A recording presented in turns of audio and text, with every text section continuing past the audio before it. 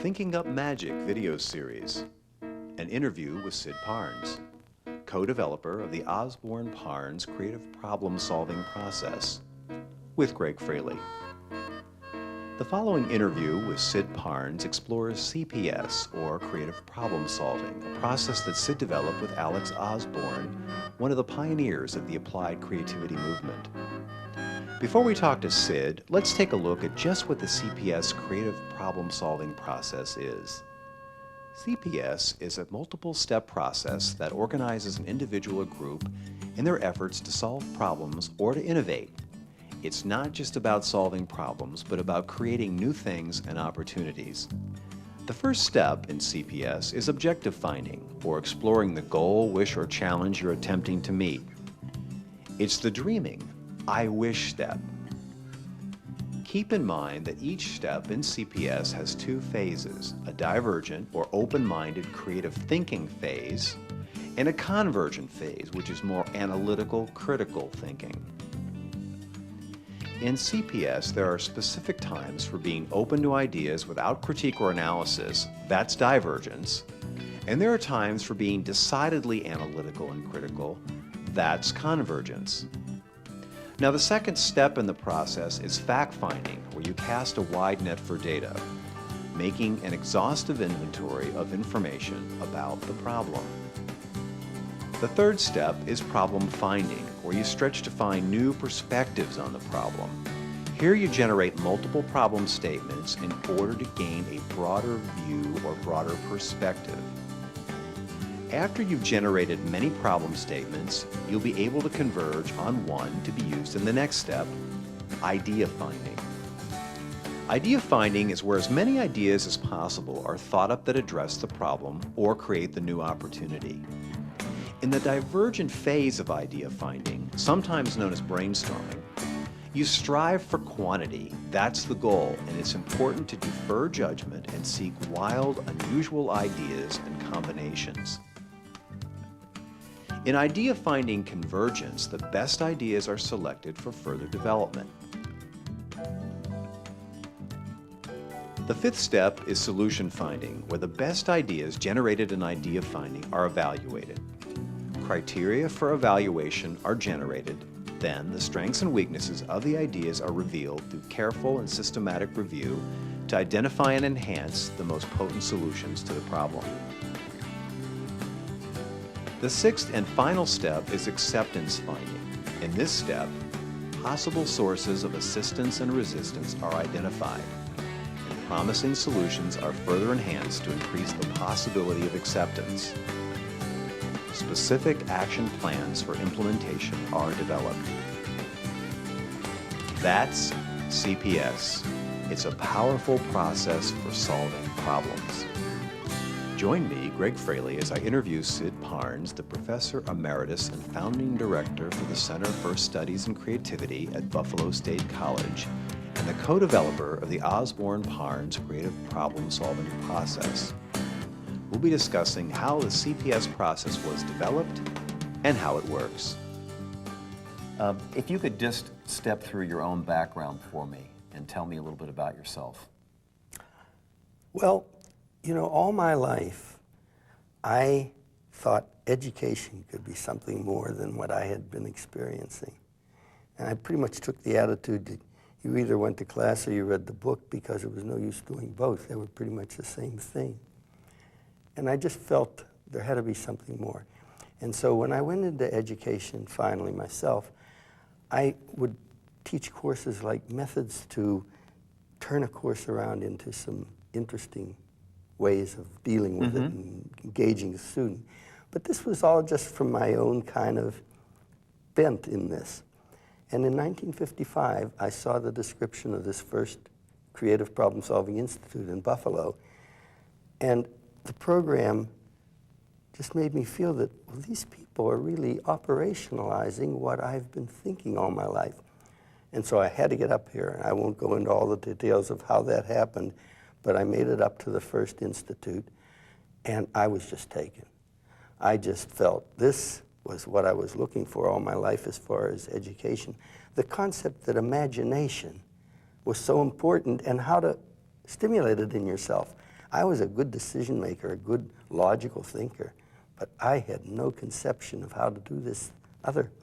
And I went back and I revamped all my, I drove, and between Buffalo and Pittsburgh, I must have pulled off 25 times, filled sheets with ideas of how to change my courses around, bring this element into it, and so on and so forth. And so that's generally the way it all began. So that was your introduction to the whole concept of applied imagination. Right, right. And applied creativity.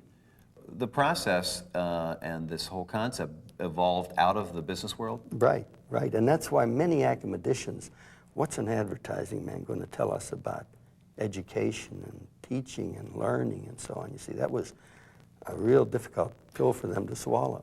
It's kind of ironic because now one of the challenges we have is getting CPS spread wider in the business world. Yes, although, let me put it to you this way. That first program I was at, there were about 10% educators, but educators was in a general sense. They might have been training directors in a company or something. Very few people from education in the traditional sense. 90% were from business, see.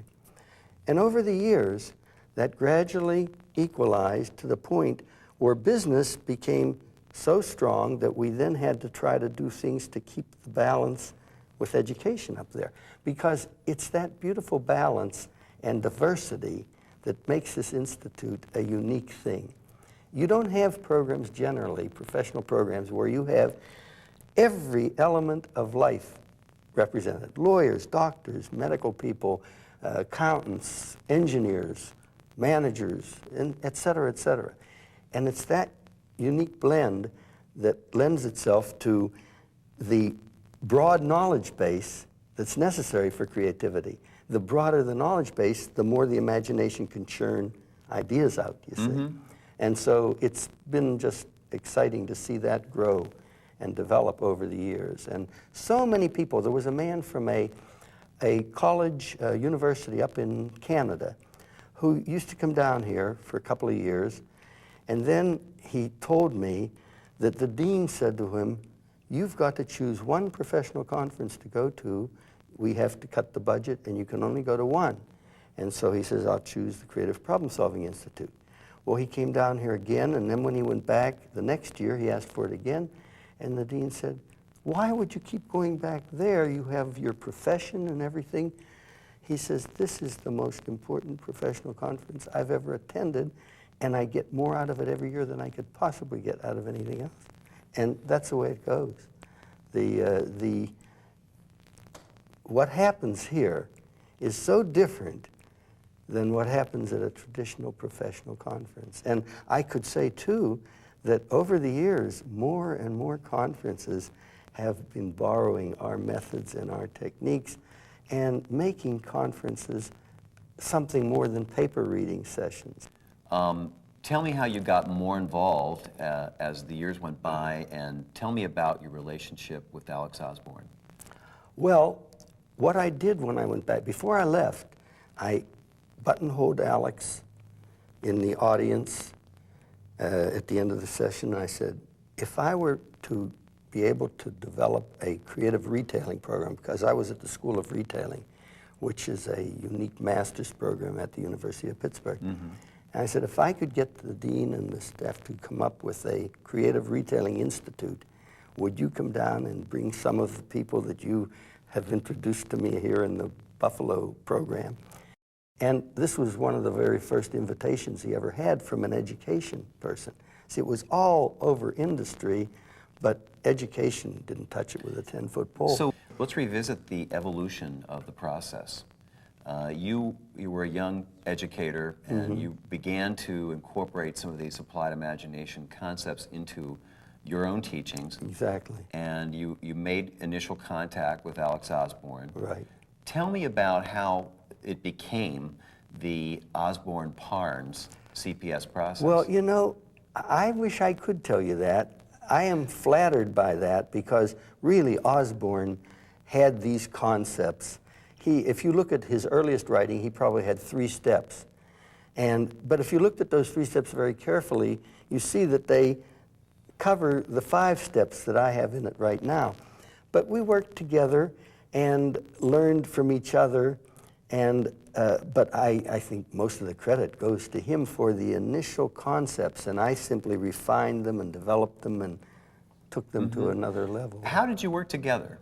Well, I had the good fortune to spend 10 years, in the last 10 years of his life. See, he made this, I call it refirement.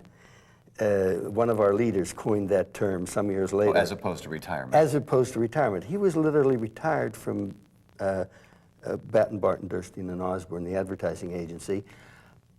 Either he was totally retired by the time I first met him, or he was very close to it. He was chairman of the board for a number of years, and he would go to the board meetings even after I guess he was chairman. But the point is, he made up his mind that he wanted to devote his life to applied imagination. In refinement, well, Alex would never have stopped whatever he did.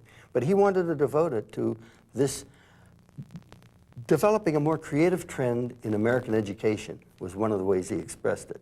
Okay. Because he already saw it in business, but he wanted it in education, and that's why he was so anxious. See, I was probably the first PhD who approached him and said, can we take this and do it at our university? And he was just elated with that opportunity.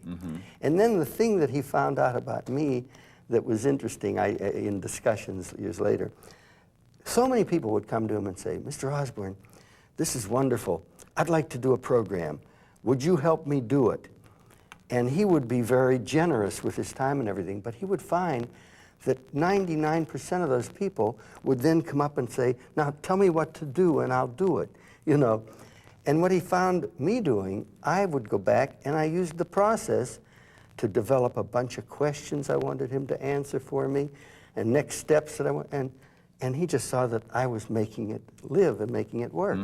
And so he was delighted and he came down, and as a result of that, he developed at the university a willingness to bring me up as the first full-time person working in this area. They had been doing experimental work since 1949.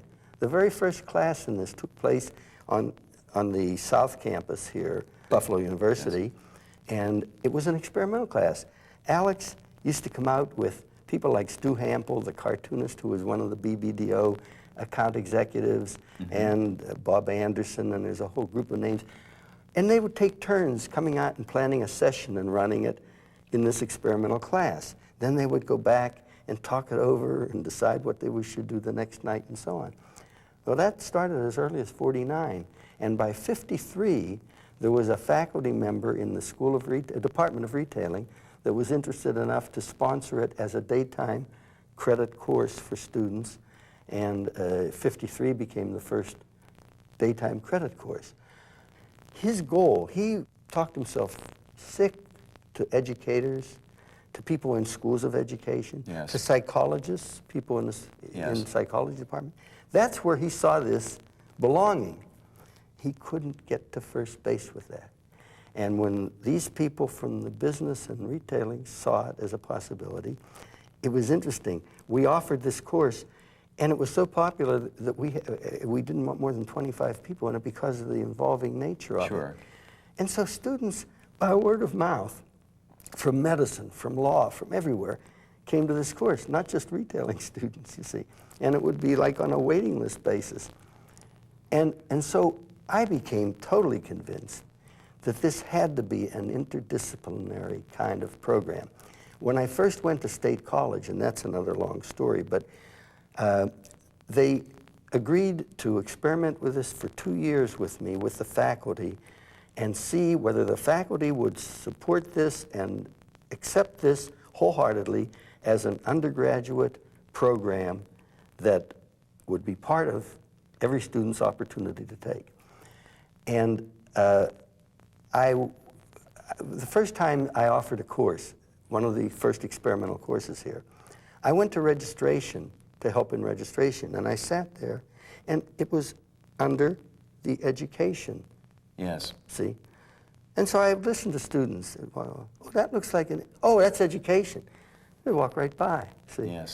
I said, this can't go on. This has to be, so for 17 years, I fought, and believe me, we had 7 vice presidents for academic affairs in those 17 years. And every time a new one came in, I fought to be able to stay as a interdisciplinary effort. They would all say to me, oh, we've learned about your program here. Which department can we put you in now? You know, you don't belong out here in this general area. People have to learn that creativity and creative thinking is for everyone. Exactly. Let me ask you a question. If you could briefly describe what kind of a person Alex Osborn was. Alex was a brilliant man and a par excellence writer. I learned so much from him about writing. That was one of his powerful strengths, but his idea power was tremendous. But like many creative people that are flashing through my mind right now that I've known through our institute here, he was a very conventional person, dress-wise. Mm-hmm. For example, I felt that we really had to make the institute people feel comfortable and recognize that there's an informality about this. And so at the very first institute, when I was a leader, I made a pact with the dean of the College of Business in Georgia, University of Georgia. Mm-hmm. He and I were going to wear sports shirts and sit on the stage in sports shirts. And Alex Osborn was in a white shirt and tie and business suit and so on. And he never changed that, you see? Because Stayed true to himself. That was him, right. He wore a hat that people would talk about that beat-up hat of Alex's. He didn't care about things like that. That wasn't important to him. It's interesting. Yeah, but he was a man full of ideas. And his brain sparked ideas, you know, and he didn't care about the conventional things in life. And yet he was very successful in the conventional business world. Oh, very, very successful. And this process that he discovered was as a result. He used to turn to his account executives and say, bring me back a dozen ideas for this. And he found it was like pulling teeth. And so then he invented brainstorming. He'd get a half a dozen of them together and so on. And he found they could produce ideas when they relaxed judgment and let the ideas flow and so on. Let's talk about that. Mm-hmm. What is the importance of judgment deferral in any creative process?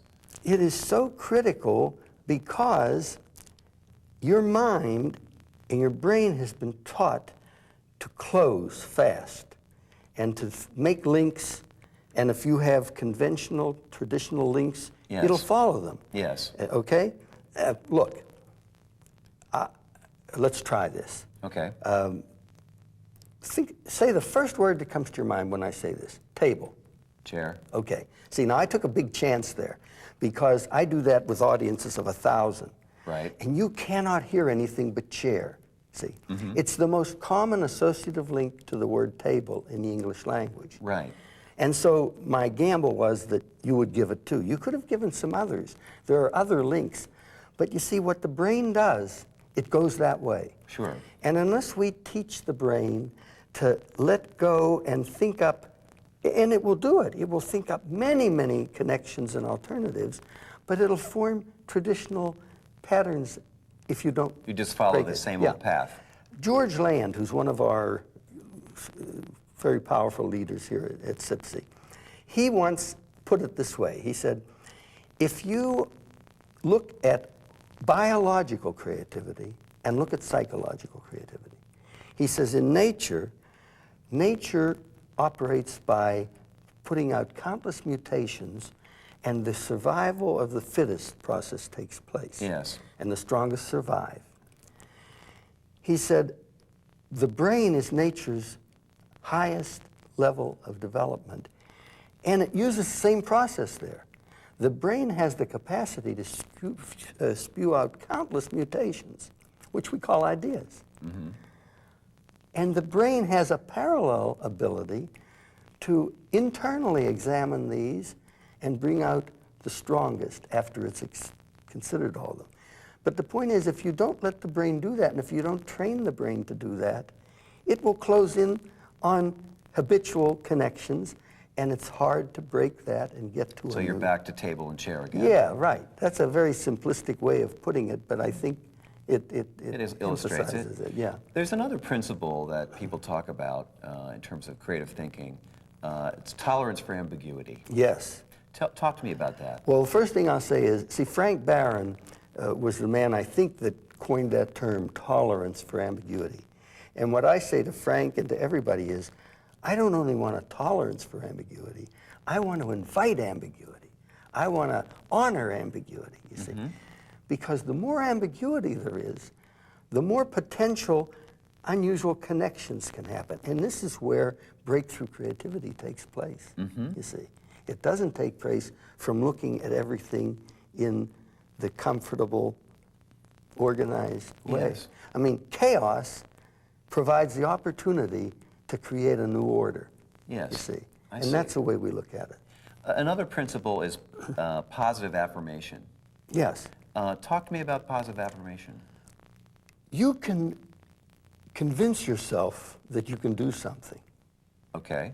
And that, to me, is what positive affirmation concerns. People go in front of a mirror before they're going into an interview, and they build Pump themselves up. sure. Right, right. This is positive affirmation. And in today's creativity programs, imagery is used strongly for that.